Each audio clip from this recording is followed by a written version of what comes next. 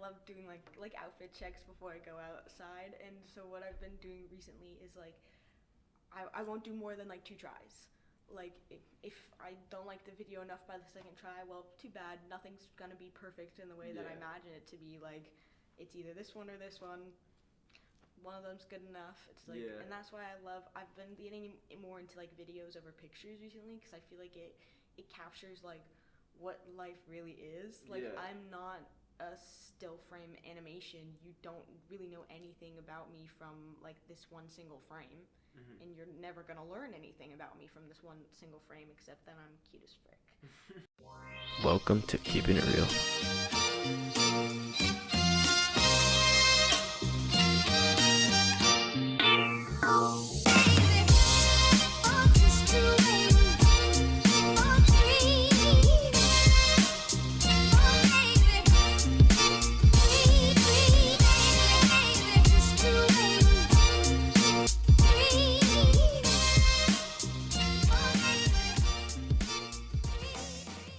Word.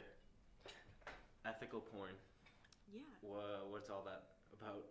So basically, it comes from the thought that like you go on Pornhub and you watch a video and you have no idea like how the creator of that video got paid, if it was like consensually put on the internet, if it was consensually taken in the first place.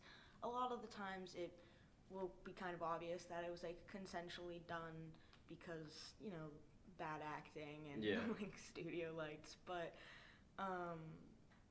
you don't always know because like if you think about like, you know, Mia Khalifa, she only did like 4 porn videos ever.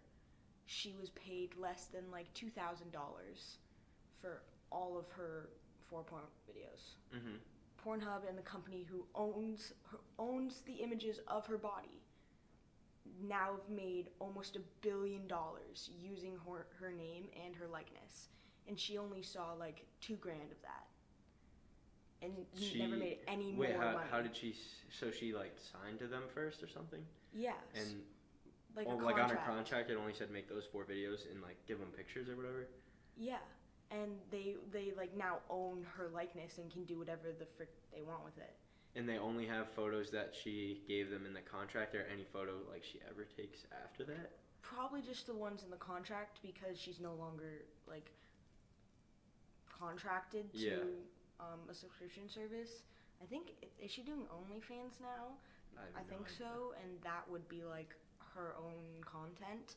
But like when a lot of these performers go and make content, they literally just are told like, oh hey, you're getting like $500, like that's good enough, and then the person puts it on the internet and then they end up making like, I don't know, like $20,000 off a video, and that person got $500. Wait, so what's ethical porn? Ethical porn is something that is you know that the person is getting like a fair wage, and they have some sort of ownership over their own like image, and you know it's like comes from a good source. The person like knows that porn is now on the internet, and also like there's this company called Belisa, which is a porn site that's like their motto is like porn for women by women. It's not just like lesbian porn, it has literally everything. But it's a porn company run by women, and their entire thing is they want like ethical, and so like anytime you go on the internet and you watch porn for free, that is unethical. Interesting. Like you were consuming something without paying for it. Yeah. Some would argue that all porn use is unethical, even if it's paid for, because that's like, good argument. You don't know who, they don't know, like I feel like if you're like releasing or whatever to someone who doesn't even know you, like that's just unethical in my mind. And like, I don't know, it's just weird, the whole concept of like holding your, like looking at your phone while doing, like it makes a weird relationship with our phones in my head, and like in our screens in our head, because then now we have like a sexual relationship with them where people are like, oh no, it's normal. But then you have people like, I watch podcasts and stuff, and the older guys are talking, they're like, nah, like porn's not normal. Like it's not like, oh, you grow up with it, it's fine. It's like, no, before you grew up and like you only did things with people, or you had like a magazine, but now like porn has brought it to a disgusting level where people like can only get off to porn. You know what I'm saying? Yeah, I think I was looking at the statistics done by there's this company called like, oh, it's a 5-letter word. It's like, frick. I'm not going to remember the name of the company, but they're a Japanese sex toy company for men. They're called like Masturbatory Aids Company, but they're a sex toy company. Yeah. And they did the world's largest study on like porn use and masturbation like a year or two ago. And I was doing a bunch of research for the project that I was doing for my gender studies class, and it was titled like the sex education you wish you had. And my part of the project was like on porn and like pleasure. Like you never learn anything about pleasure in sex ed except like guys are told like, oh yeah, it's okay to jerk off, that's natural, do it, and girls are never mentioned anything about it. That's true. And that's one of the things that I wanted to like talk about, because like it was weird to like stand up in a room full of like 30 people and try to talk to them about their masturbatory habits and being like, how much do you masturbate? But it went pretty good. I had some people come up to me after class. They were like, that was awkward, but you made it good. And I was like, cool. That's awesome. Well, it's one of those things where like everybody kind of does it. So like it's just no one wants to admit to it. But I met this girl like a couple weeks ago who we were talking about it, and she said that in high school she just assumed that anything she learned in sex ed was everything she needed to know. Yeah. And there are people like that. I don't know. I was never like that because I always was just like, I don't know how. Because you also get a sexual education from just being around other kids, to be honest. And so I did a lot of like self-research and stuff on like, what is the clitoris? Well, how does it function? What's the G-spot? How does it function? You know, like looking up and like actively researching into it, because I probably read like a Cosmo article about how bad sex ed is in schools and that started it or something silly like that. But I did a lot of self-research and I didn't realize that like not everybody else did that. Yeah. And so she was saying that before she came to college, she thought that the clitoris was another name for the vagina. Mm-hmm. Not like its own separate part of the vagina. Yeah. She thought like the joke like, you're so stupid you can't even find the clit. She thought it was funny because she thought the clit was just, like the entire vagina. Like, you're so dumb you don't know where the vagina is. Damn. And then she was saying that she thought you couldn't, like, for a girl, you couldn't masturbate until after you've had like straight sex, like some sort of like achievement unlocked thing. Yeah. That's odd. With one thing I always think about a lot is like guys see their dick like every day. Like they see it every day, but girls like you see like I don't know, I've seen like YouTube videos and shit like that, or like there was this what was that show called? Too Hot to Handle. You ever seen that? And that at one part of it, like they take all the girls and they just put them in front of mirrors and have them show them like their vaginas, and like they all started crying and they're all like, it's beautiful. And I was like, I just never thought about that. Like, you guys don't even like look at it. Like, to me, I think part of the reason, like, I don't know, some psychological effect, maybe the fact that we see it every day is why it's on our mind more. You know what I'm saying? And the fact that you guys like see it so rarely makes it a more significant thing. That's obviously painting with a large brush, but I'm saying like in general, like women are getting catcalled by men. Like that's the issue, you know? And like I think it's like something has to do with the psychological effect of us always seeing it. I don't know. It's not like. No, I just think about that a lot. Like how you guys like it's like rare to look at it. Like how she said like she didn't know there's two different parts. I was like, well, why didn't she just look? And I don't know. It's crazy to me because it's something that like it's like the topic of shame. Like women feel so much shame embracing their own like sexuality, and like I know so many women who don't know how to make themselves come. Mm-hmm. They don't masturbate. They just wait for their a partner who knows how to do it, and that's how they get off. And that the thought of that is just crazy to me because it's like I don't know any person with a dick, not a single person with a dick who doesn't know how to make themselves come. Yeah. I know like 30% of women don't know how to make themselves come. Yeah. And it's fucking wild. And a lot of it, there's actually like a lot of feminist literature about how like when boys are growing up and like young girls are growing up. That's number one. Called it. It's number one. Okay, so a lot of like feminist philosophers write about how little boys' first and main plaything is their own dick, and that girls' first plaything is like a doll, and that causes this process of like subjectification versus objectification. How do they determine that first plaything for guys is a dick? It was something like little boys just have a penis and it's always there, and like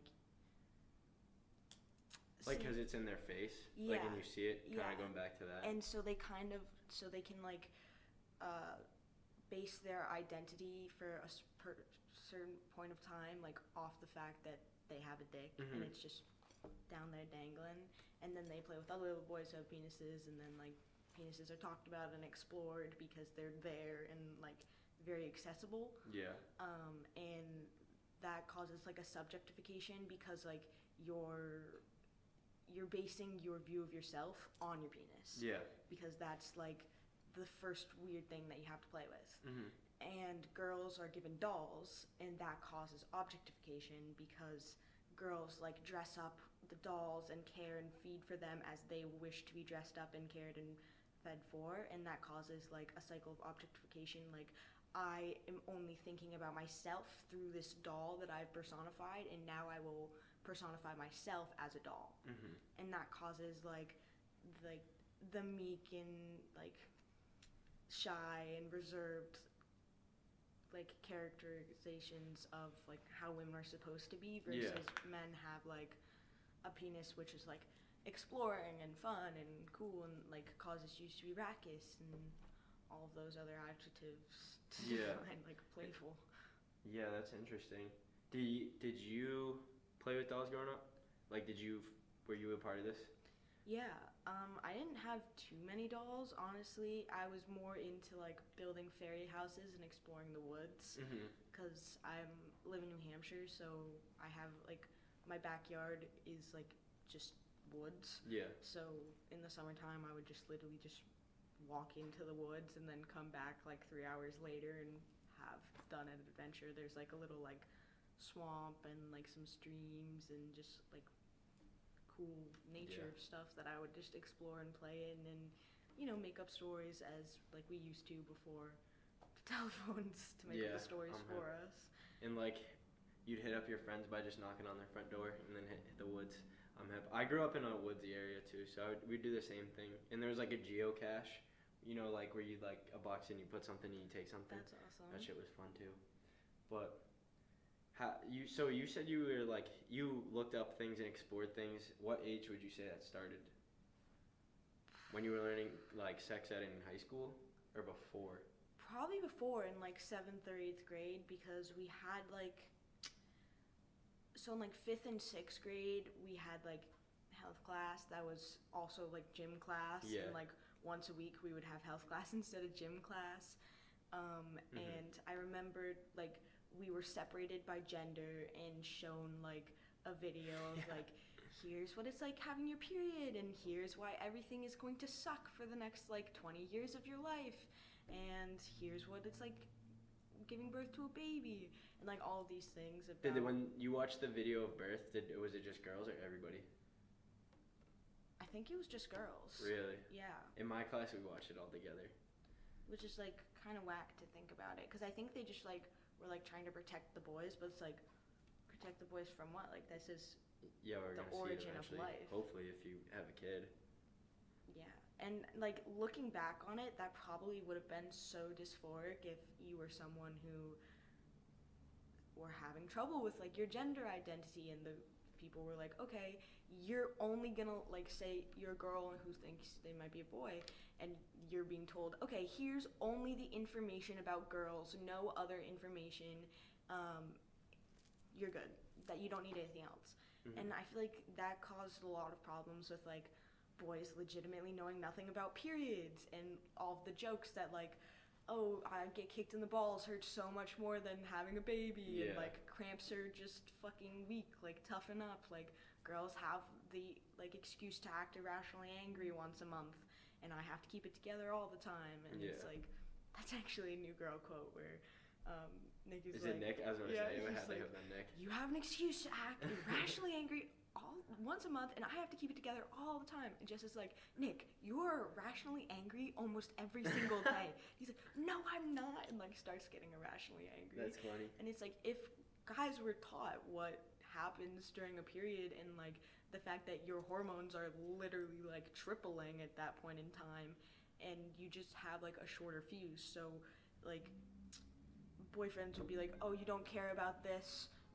like, every other day of the month, but you care about this when you're on your period. It's like, well, I care about this every other day of the month. It's just not worth arguing about until my fuse is, like, 10 times shorter, and everything's annoying me. And I just feel like the inequality of information causes so many of the problems that we have. Like, imagine if our, like, education system was actually good. Like imagine if we had... The sexual education part of it. Yeah, but also just, like, in general, imagine if we had a good education system. I don't want to really diss on... I mean, from where I came from public schools, and I've been pretty happy with the education I received. I thought, like, the way it's set up and the way it is, like, you do learn the knowledge you need to know to go in the... Like, I do think high school genuinely prepares you for the real world. Like, college is obviously for those people who want to get that degree and pursue different careers, but I think I was ready to go into the workforce coming out of high school, and I think that's its job. You know what I'm saying? You just need to learn, like, the basic knowledge of our society. And people call it BS. People are like, why do I need this? Why do I need that? But, like, you just need to know what has been learned and what has been, like, created and discovered to then continue, like, civilization, you know? Did you learn anything about how to do your taxes? Yeah, in business classes and stuff like that. Like, obviously you had to go out and take the business classes. They weren't required, but you would learn about certain things like that. Like, and we had this week at the end of the year where we would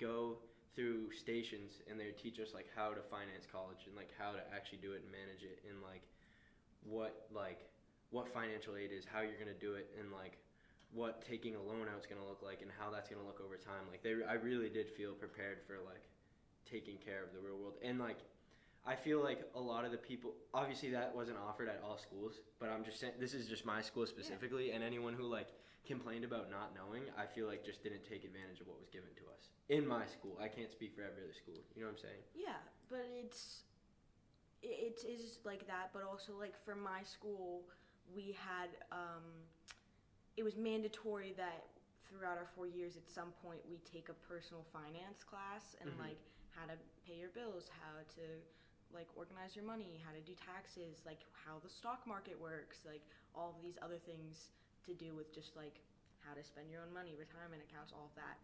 And so that was something that was great that happened in my school. Yeah. But I do wish we learned about the stock market. Yeah, like, imagine if every high school had mandatory classes on personal finance. Yeah. We would have a lot less problems with debt in this country. Mm-hmm. Imagine if, okay, did you know there is no national standard of education? Like, there is no bottom line of what needs to be taught. Yeah. Mm-hmm. And so that means that in some schools in the South, they aren't taught evolution. Yeah. They are taught creationism. They aren't taught that the North won the Civil War. They're taught how to respect Robert E. Lee, like, the commander of the Southerners. And a lot of that, inequality of information causes so many of the problems we have now. Mm-hmm. Like, if every school in the country required you to take a personal finance class, we would have so much less debt in this country. If every school in the country actually taught about, if we had an actual separation of church and state in our education system, And we weren't talking about creationism, we were talking about evolution, as the scientists say, which, like, go you if you want to, like, believe in creationism, but as a child, you should learn about evolution. That's how pretty much everywhere in the world recognizes how we came to be. And it's like, if you want to take the knowledge and ignore it and just go for creationism, that's all good, you can do that. But you at least have to have that knowledge in the first place.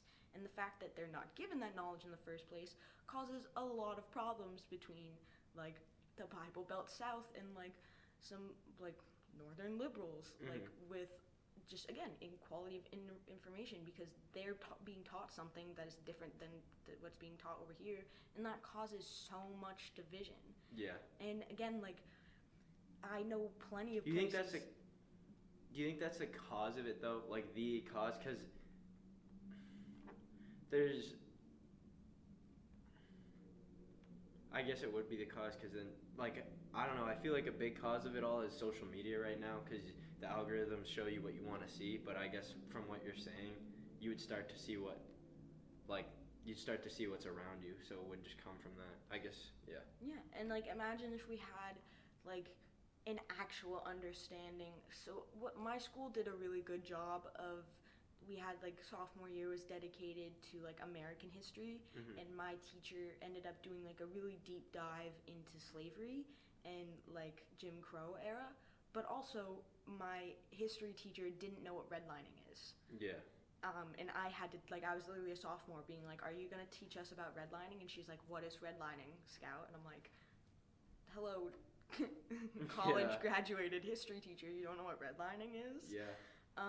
And so it's crazy, because it's crazy, but at the same time, like, we are really the first generation with technology, and to have the ability to say that we should all have the same information is almost like a privilege right now, because, like, clearly, like, it's causing issues, and it's a problem that information isn't universal right now, but I feel like this is what, like, that's about, is getting to that point. Like, we're the generation to see what it should be and what it was, and, like, now we're supposed to move towards that, and, like, when we're adults, it will start to be more the way we think it should be, you know what I'm saying? Yeah. Whereas, like, it's upsetting, but that's the way it was just because of, like, the timing of it, you know what I'm saying?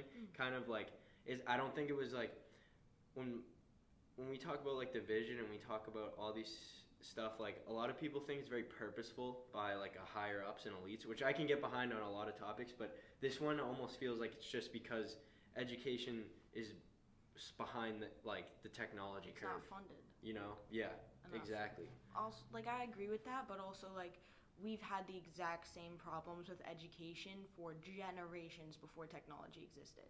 Like, these are, like, 100-year-old problems that just haven't been fixed. Yeah. Because no one is taking the initiative. It wasn't even about the information back then. It was literally just because people didn't even have the opportunity to learn it. Like, not being able to go into certain schools and stuff like that. That's very true, yeah. But it's just crazy to me, because my roommate is from the South. She's from Georgia. And one day we were talking about school, and she's just like, yeah, I went to the best private school in the state, and I went to the worst private school in the state. And I was just like, whoa, if you were going to the worst private school in the state, why don't you just go to public school? And she just literally laughed at me, and she goes, Scout, if you go to public school in the South, you will not learn anything. Yeah. You do not get even a baseline education that will help you for your future in Southern public schools. Interesting. And a lot of economists will say that if you look at what a country spends the most money on, you can see where its priorities are. And as you could probably guess, what the United States spends the most money on is, like, warmongering. Yeah, like, beefing up the military, even though our military is, like, 3 times the size of Russia and China's military combined. Our top 2, like, quote-unquote enemies. We already have 3 times the budget they do. And we spend so much money on, like, policing, almost more than we do, like, all that. Like, definitely more than we spend on education. And imagine if we took, like, half of the budget for policing and for the army, and we just shoved it into the school system. Mhm. Teachers were getting paid enough, they had enough resources, no longer buying stuff with their own paychecks, and we would start to see that kind of Trickle effect. yeah, and it's just really cool because I've done a lot, like obviously with the major that I'm doing, What are you majoring in? I'm doing the triple major program with politics, philosophy, and economics. So I'm getting like a really broad education, which I'm obsessed with this because I love learning, especially with things that like I enjoy learning about, and these are the types of things I enjoy learning about. And so I've gotten so many sides to like the same stories, like from my ethics class, from my politics class, from like my other ethics and politics class, like from my gender studies class, from my macroeconomics class, like or I'm learning about the same concepts, I feel but the just same like way about my classes. different things, and it feels like it's opened so many doors in my brain Yeah. because there's already like 10 better ways to fund education in America than the way that we do it right now. Like one of the like simplest things to me is that so like in New Hampshire you pay property tax, and that's how you fund like your public school education. And so what happens is like property tax for this town funds the school from this town, and property tax from this town funds the school from this town. So obviously if this town over here is wealthier and this town over here is low income, they're not going to have enough money, and they have too much money. And so what was come up with is like you take all of the money from all over New Hampshire, you bring it up to the state level, and then you redistribute it out with like a certain amount of money per student. And some people would be like, that's unfair to the richer communities, but you're not necessarily taking any of the resources away from them. They already have all the resources bought and paid for. They already have the smart boards. Like, we're not taking the smart boards away and putting them in other schools. We're just giving other schools a chance. So like right now we're here, and so what would happen is we would just go like bring the bottom level up, and the richer communities would still have better schooling because they've had better schooling for longer, and the teachers know what they're doing and are probably better at their jobs just because they were given more opportunity. And it would force like parents and members of the community to actually give a shit about their school. Like if you want your kid to succeed more, if you want like I don't know, the football team to have more money, you'll actually put in money for the fundraiser. Yeah. And so like it causes the community to like reevaluate and to be like, we're not giving the same amount of money per child in our town anymore because some of it's been distributed to the other towns. So like, let me actually give a shit about my child's education and get involved a little bit. And I don't know, that just seems really simple to me, and especially because I come from one of the towns that are higher income, and I lived right next to a lower income town, and a lot of the times I saw it as like the other sides of the track scenario. Like I lived in Bedford and Manchester was right next to me, and a lot of the times my mom would be like, I don't want you hanging out with Manchester kids because they all do drugs and like their parents aren't home. And I'm like, yeah, so what about it, Mom? Like, all the kids I know in our town don't do drugs, and their parents aren't home, except their parents are in surgery and their parents are working 2 jobs. Like, it's the same thing, except one has more resources and is doing crazier shit because they don't get in trouble because their parents are, like, there was this 2 twins, like the Dwitties, whose dad was, like, the chief of police in my town, and they would get a text from their dad whenever a party was about to get busted, and their dad would be like, get the fuck out of there, I'm coming right now, like, don't tell anyone else. But obviously they would always be like, yo, my dad's coming, break it up. And so like that gave us better resources and less chances of getting in trouble than the kids in the community next to us, which I didn't add before, was obviously more of a diverse community versus my community was very fucking white. Very, very white. And like maybe second level would be like Asian and Indian. I think there was maybe like 10 black kids in my entire school. Yeah, that's not a lot. Yeah, and so in the community right next to us, there's like 75% people of color, maybe higher than that, and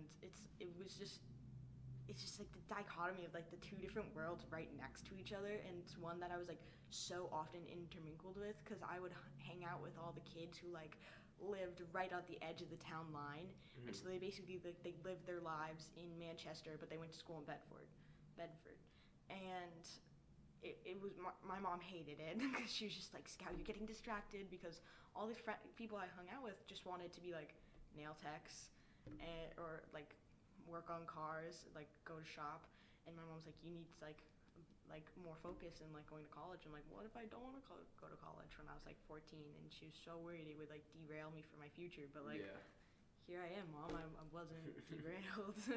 Even though you tried to stop me from hanging out with those kids who just like were doing the same exact thing, except they didn't have the opportunity of getting caught and not getting in trouble. Yeah, and especially like, I don't know if this was your case, but if they're illegal, like there's a huge issue if they get caught, and like college is not even in the picture.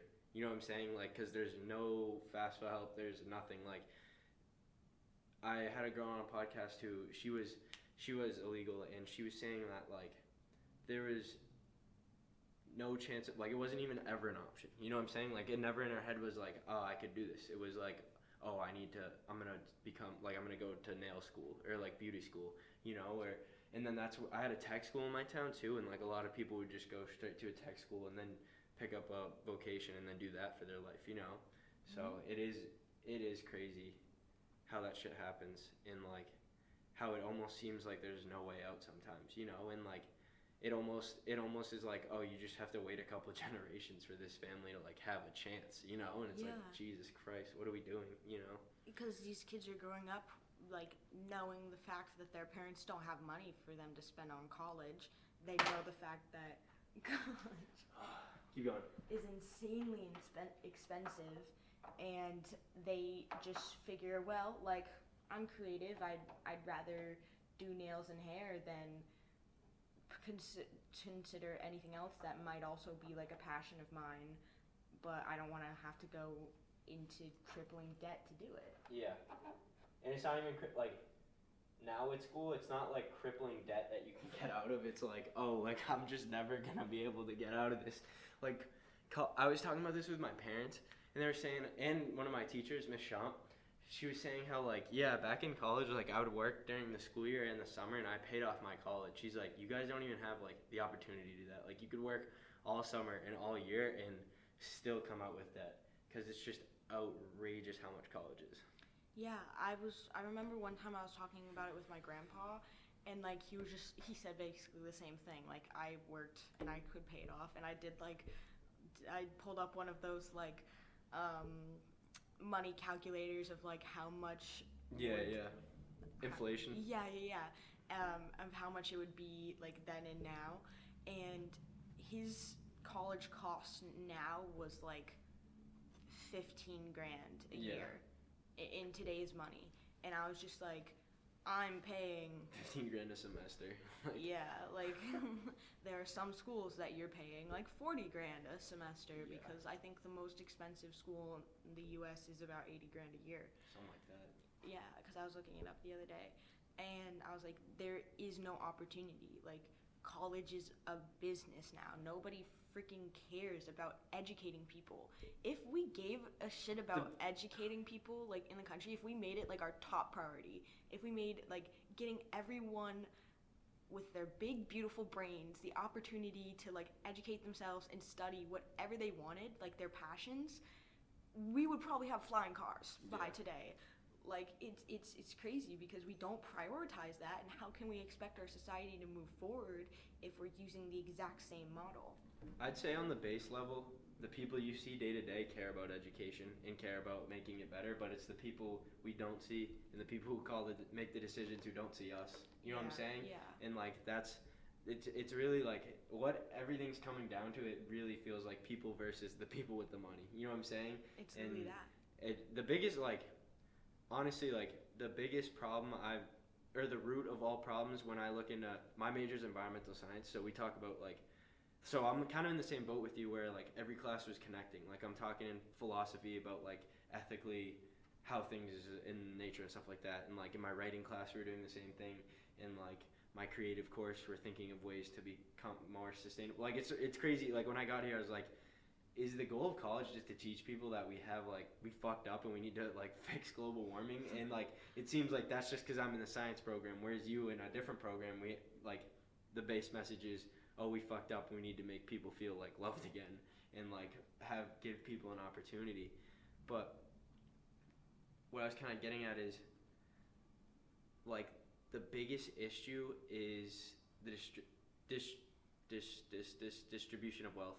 Yeah. And it's just crazy how over COVID, like it just got me so mad to see politicians continue to like just tell us we're all right and like everything's fine and like it's gonna be okay while they're sitting perfectly fine in untermed positions. You know what I'm saying?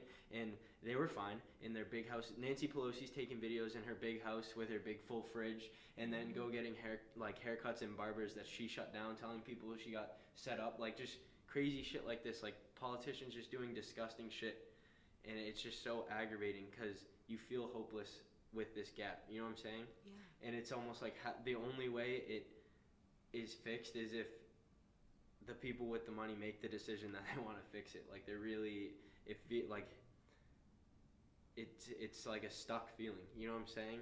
And once it's redistributed and once we put out and there's not so much inherited family wealth and stuff like that, like I feel like all these solutions start to fix. You know what I'm saying? Like all these things start to come in place. So it's almost like all these solutions aren't individual, or all these problems aren't individual. It's symptoms of this one big problem. You know what I'm saying? Yeah. Do you know the term like a wicked problem? Yeah. Yeah, it's like that. Like they're all wicked problems are interconnected with each other, and they're pretty much unsolvable. And like a crazy fact is like from 1917, CEO and like high up in company wages have increased like 180% in some cases, while like day-to-day factory workers' wages have increased like 2%. But that's the thing. And the gap is just growing bigger and bigger and bigger. That's where me and my family talk about this a lot. Me and my dad, because my sister's very big on like communism and changing everything up and stuff like that. My dad's very like, well, capitalism is like the way we've done it and stuff like that. And what we say, we're like, well, like you said, the CEOs keep making more money and stuff like that, and there's no option for us and the factory workers and stuff like that. But then my dad will give the reason, like, you can be that CEO worker, you can come up with the new idea, you can make the new business, you can, like, that's what capitalism, in his, he doesn't see it in like he's a very open view about it, and like, he doesn't see it in like he sees it in like an opportune way. Like capitalism gives us the chance to be that rich person, to that chance to make the money and stuff like that. But then like what we're talking about here is where we don't even have the beginning opportunity. You almost don't get that chance in the end, you know? Yeah, like Elon Musk. Probably so many people before him had the exact same ideas of like, oh my god, imagine if I made a company that made this type of cars and did all of this stuff that Elon Musk wants to do. So many people before him have probably wanted to do that, but he comes from a family who owns a diamond mine. He's not self-made. His parents own a motherfucking diamond mine. It's different though, because he was also just born with a different brain, and he was like, they're coming out of college, him and his brother were putting in over 80 hours a week, like work a week. You know what I'm saying? So like, yes, he was given a lot to get to the starting point, but once he got to that point, it was all grinding. And like, I guess that's what my dad sees, because like, I'm in that position too. We didn't have a diamond mine, and we're not super wealthy, but I'm going to college. You know what I'm saying? Like, in my eyes, I do have the equal opportunity of all these big names we see. Like, I do have that chance, and that's what he sees. But then what me and you were talking about, what we see are people that don't get to this level, you know? Yeah, but imagine someone who has the exact same idea to do what Elon Musk does. They have the exact same brain function to do what Elon Musk does, but they can't put in 80 hours a week because they're stuck at a dead-end job making minimum wage trying to pay for the apartment that is pretty shitty and they don't even want to live in the first place, but they need somewhere to live. So they don't have the opportunity I mean, to, all like, I have to put say in to that hour. is, like, I don't know, like, yes, that's an obstacle, but it still could be worked around. You know what I'm saying? Like, 40 hours a week You're right. on your job, your minimum wage job, but then time you're not in that minimum wage job, it's gonna suck. But if you have a good idea and you know you can make it, you're working on that idea outside of it. You know what I'm saying? Like, Yeah. so I guess like he had the like there is a lot of scenarios where it is like, oh, they didn't even get the chance. And then there is a lot of scenarios where it's like, oh, that's a big obstacle and people had it easier than me, but I still have an opportunity here. You know what I'm saying? True. There's this comic from the Nib, which is just this comic like production place that makes like political comics, and one that they have is called the Silver Platter, and it shows like the parallels of this young white boy who lives in a wealthier family and this little brown girl who does not live in a wealthy family. She lives in a low income family, and it shows like the differences in their lives. And so like little Timmy's life, he comes home from school, his mom is home and making him a sandwich and there to help with his homework.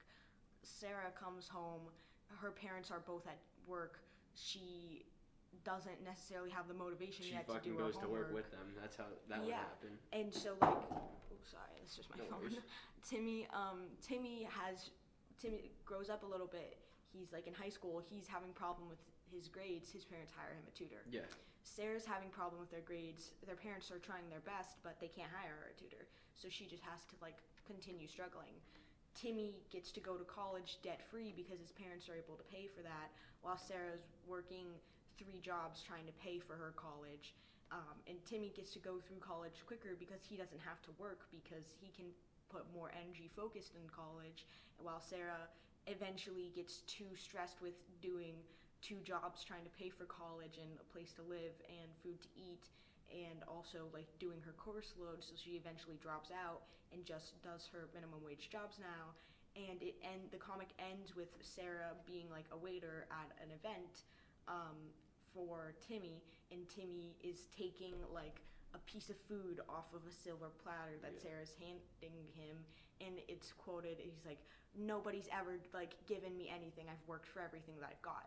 And it's like, that may be true, but you were like, you had such a head start. Like, you may have worked for everything you got because like you did, you put in the hard effort, like good for you, but you didn't have any obstacles to go over you.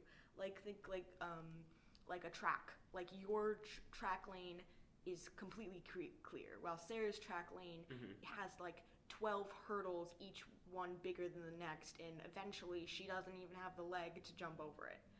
And so it's things like that, because like, yeah, you can work around it, but does the everyday person really have like the wherewithal to put in all that extra effort just for the hope of a better life? Because like in theory, yes, but in practicality, like, you're going to be so burnt out and exhausted and tired and sad and just unfulfilled with your life that you might get to a breaking point and just be like, this is all I want to do in life, is go to college and study this thing and like help the world, or do whatever you want with your college education, whatever your degree is, but it's too hard. I have no assistance, nobody's here to help me, I'm doing this all on my own, and I just can't do it anymore. And Timmy never had that problem, because he never has had to do anything by himself. He's always had like a net to break his fall. And problems were solved for him. Yeah. And so that's like the difference. But that doesn't, but like, when I think of like Elon Musk, like Timmy, and like someone else who has the same brain capacity as Sarah, like Elon Musk was able to do it because he probably didn't even have to have his own job. He could just do 80 hours doing whatever he wanted, just fucking around with science things, while everybody else has to work dead-end job to be able to get the chance to spend 10 hours of their weeks fucking around with science things. Yeah. I get what you're saying. And what I totally agree with you. I would like to believe that a lot of people don't give up on that hope, though. You know what I'm saying? And they continue to, like, yes, there is obstacles, and yes, there is challenges, and yes, people have much greater obstacles to get over than others, but like, I would like to believe in my heart that most people wouldn't give up. You know what I'm saying? And like, I know that doesn't even like matter, because it still happens, and like help is needed. But I guess what your story kind of said was like Timmy's problems were being solved for him, whereas Sarah's problems weren't being solved for her. She was having to go out and solve them for himself, but became so many problems she couldn't solve them at like simultaneously. So then that's where like I think community programs and stuff like that come into play, like with helping her balance those things. And it's that like that's not even necessarily a money thing, but like a big thing for me is like I don't think I'll ever need therapy or anything, or like I don't think I'll ever have a mental issue. And like I can say this from a pretty privileged point of view, but also I've always been open with people about my problems. You know what I'm saying? Like I've never tried to bottle that shit in. And like where you're saying is like it gets hard for people and they don't have anybody with them.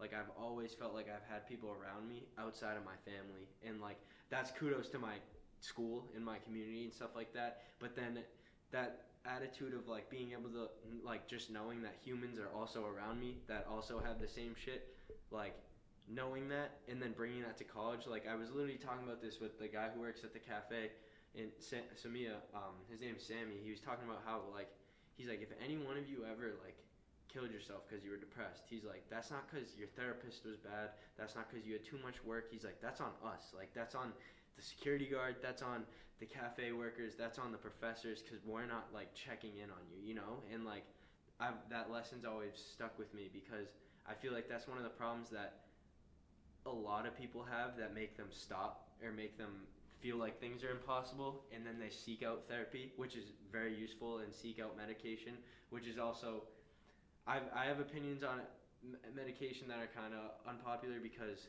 I believe there's no plan for people to come off of it. I believe it's something that's used to just mask a problem instead of fix a problem.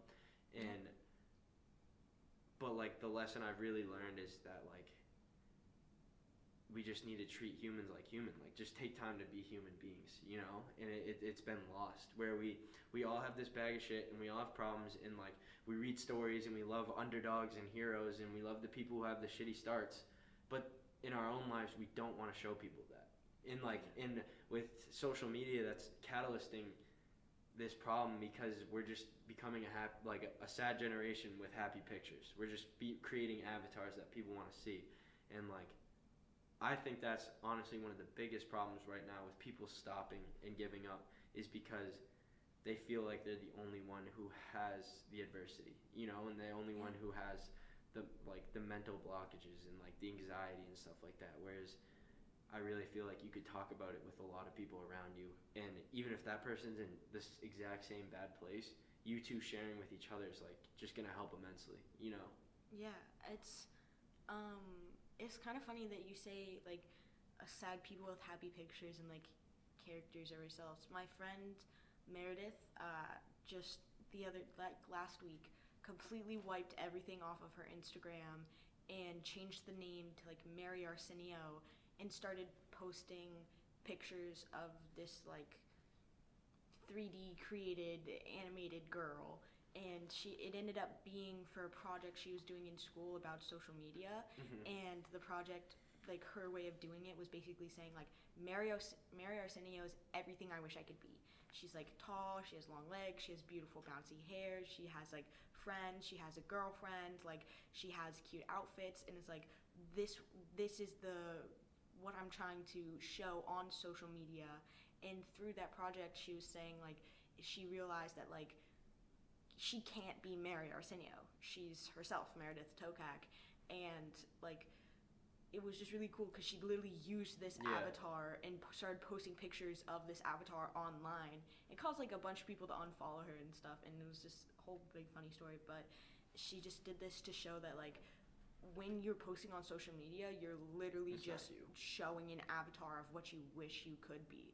And doing that made her feel like more comfortable being herself, because like I will never be this avatar, and I don't want to be this avatar. I want to be myself. And I don't know, I thought that connected because it was just like, it was actually a pretty rad like social experiment that she just like did on her own. It confused everyone because just like all of a sudden I started getting pictures of this random 3D cartoon girl posting on Instagram. I'm like, I don't remember following anyone named Mary Arsenio, and it it was kind of confusing at first, but like after a couple texts of like, hey, is your Instagram account okay? She was like, it's for a project you'll learn later, and I did, and it was really cool. That is neat.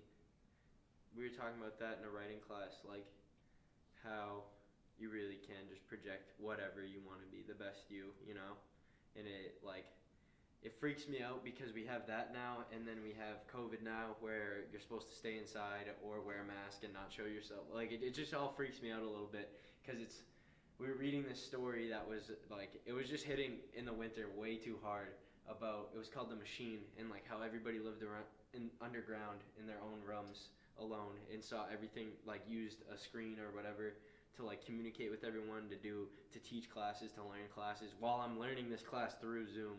You know what I'm saying? Like, it was just all getting so close to home. And then we were talking about social media, how we create avatars, and then we hide ourselves in real life. And then I'm walking around, and everybody has their masks on, and no one's looking at each other. And I was like, Jesus, like, we're literally becoming what that's talking about. So.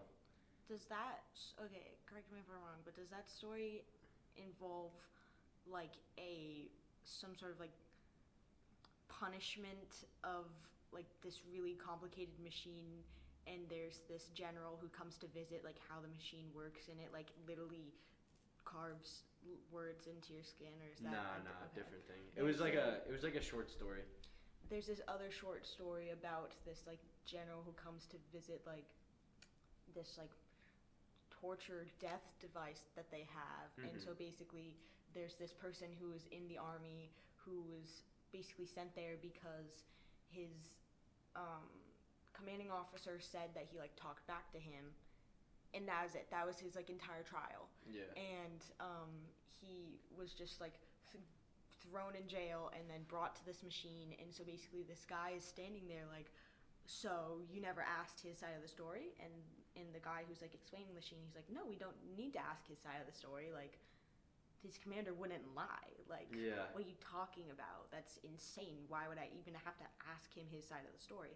And so it just goes into this immense like detail about how it's like this giant tall machine that's like 5 stories tall that's literally just created to like burn, like, I will never, and like he's like carved into his skin, like, I will never disrespect my officer, superior officer, and like a mantra like that across his back until he just like dies from the pain, and then the machine like absorbs his life force. And it's this story to show like how if we just like allow ourselves to just like listen to whatever the top brass says and be like, oh, this is how we're doing it, so it must be right. We could go to crazy lengths. It was just like a very big exaggeration of what could happen if we just don't like seek truth for ourselves. It was kind of a good story. The unexamined life has no value. So true. And with like social media, what been trying to do recently is like, I love like dressing up and wearing cool outfits, and I love doing like outfit checks before I go outside. And so what I've been doing recently is like, I won't do more than like 2 tries. Like, if I don't like the video enough by the second try, well, too bad. Nothing's gonna be perfect in the way that I imagine it to be. Like, it's either this one or this one. One of them's good enough. It's like, and that's why I've been getting more into like videos over pictures recently, because I feel like it captures like what life really is. Like, I'm not a still frame animation. You don't really know anything about me from like this one single frame. And you're never gonna learn anything about me from this one single frame, except that I'm cute as frick. But like through a video, you can really like show personality. Yeah, and like what it feels like to be you in that exact moment, and like how your life like feels and how you actually exist. And I was just watching a YouTube video on this, like what art today is considered anything. And that's disrespectful to what art really is, because what art is an artist having the ability to express how they were feeling in that moment, and you also looking at what they made, feeling what they felt. So like, I guess I get that with your video, because your goal is to make people feel what you felt, and like in a way that's art. But like you couldn't get that across with a picture in your like the way you wanted to, you know? Like some people could do it with the picture, some people could do it with the drawing.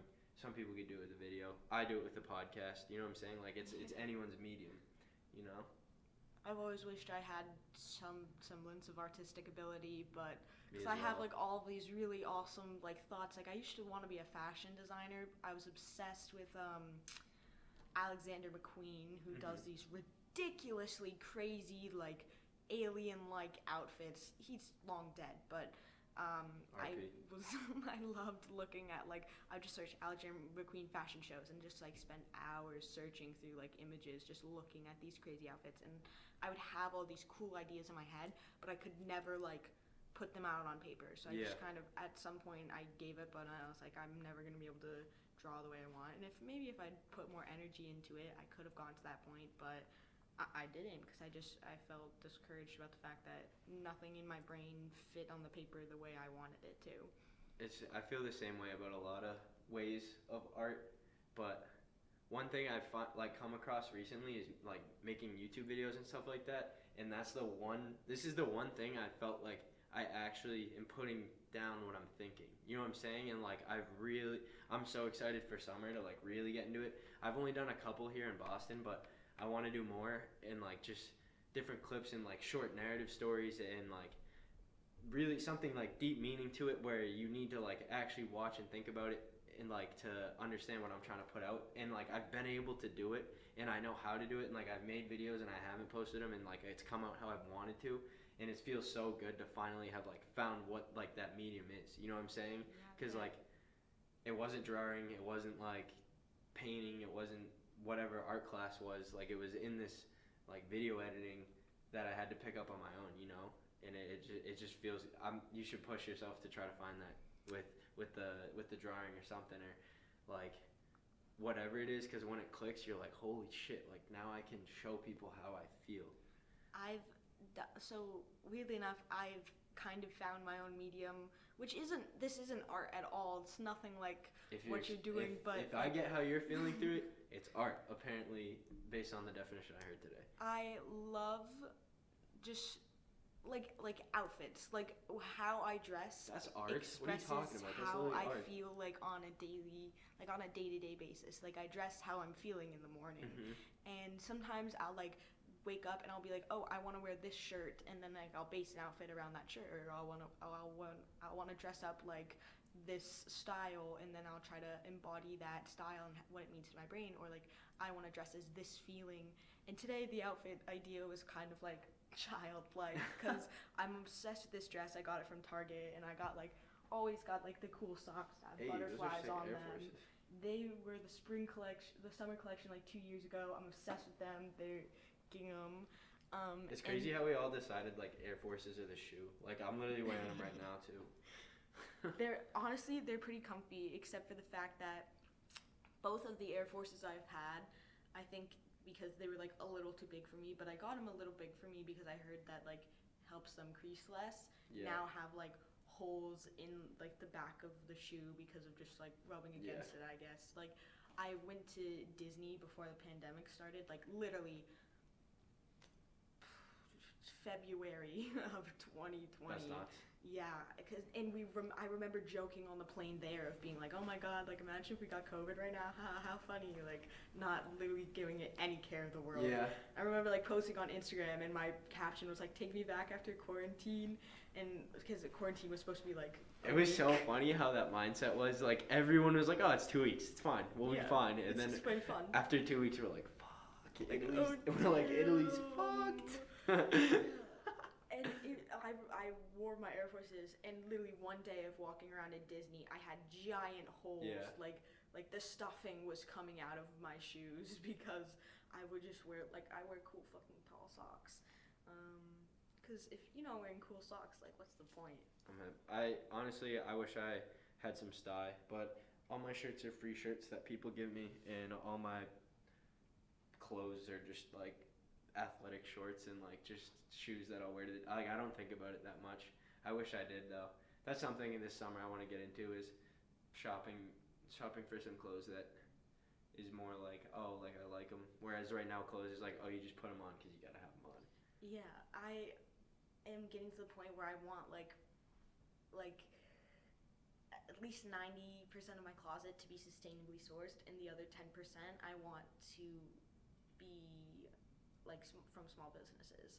And I know a lot of the you times, thrift? yeah. But I feel like at least half of my closet at the point of time is like thrifted, and maybe like 10% is bought from like. Do you know the brand Change? They're this brand. So basically, operating on the knowledge that one cotton T-shirt takes over 500 gallons of water to produce, which is wild. Like that's enough to water like. And one think square about mile there's a of lot crops.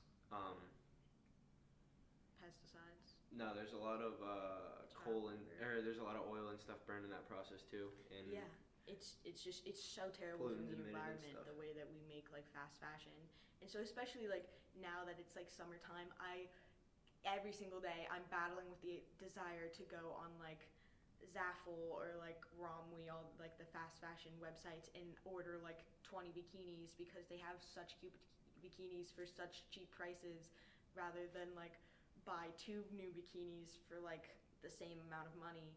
And it's cause like I want to do it so bad. It's but easier. like, It costs less. Like that's. it's way too easy, and that's the problem. And so like every single day I'm like sitting in my bed and I'm like, God, I just want to buy all of these things because like I have such a broad like sense of fashion, and so like fast fashion was made for people like me who just want to wear like 8 different looks and want to have enough pieces to complete these 8 different looks in like 10 different ways. But I don't want to give into it because like if I give into it, then how's the hope for anyone else? Because like that's part of my whole thing, and I just can't. And it sucks because they're so pretty and I want to buy them and just have the cutest fits for the summertime, but like I can't bring myself to do it. And that's a dilemma I face pretty much every day at this point, coming up to like warm weather. Because in the winter I dress like a boy. Like I call it my stinky fashion. Like I dress up in the morning and I want to look like I smell like a wet dog. Like literally that stinky fashion, like thrifted sweatpants with like a cool T-shirt with like a turtleneck underneath. That's half of my style in the winter time. Yeah, and I'm obsessed with it. But now it's springtime and I can't wear long sleeves every single day, and it sucks. Do you want to wrap this up? Yeah. You got any last comments, thoughts, messages? Check your porn. Check your porn. Make sure it's ethical. Check out Belisa. Or don't look at porn at all. Or don't look at porn at all. Use your imagination. Or the written word of porn was that erotica. That's probably better because it's more creative and less visual. Written word. Wait, what? Erotica. It's like porn, like how 50 Shades of Grey is like written down. Oh, like porn books. Yeah, but there's like porn short stories just like on the internet. Just have wet dreams. Control your dreams and have wet dreams. Yeah, you know. Save the earth, thrift, and fuck the American education system. Our teachers are trying their best. Hey, don't fuck it. We're working on it. We're working on it. It's in a decent place. We're working on it. It can be better. Defund the military to fund our education. Fair enough. That's it. Those are my final thoughts. Word. Peace.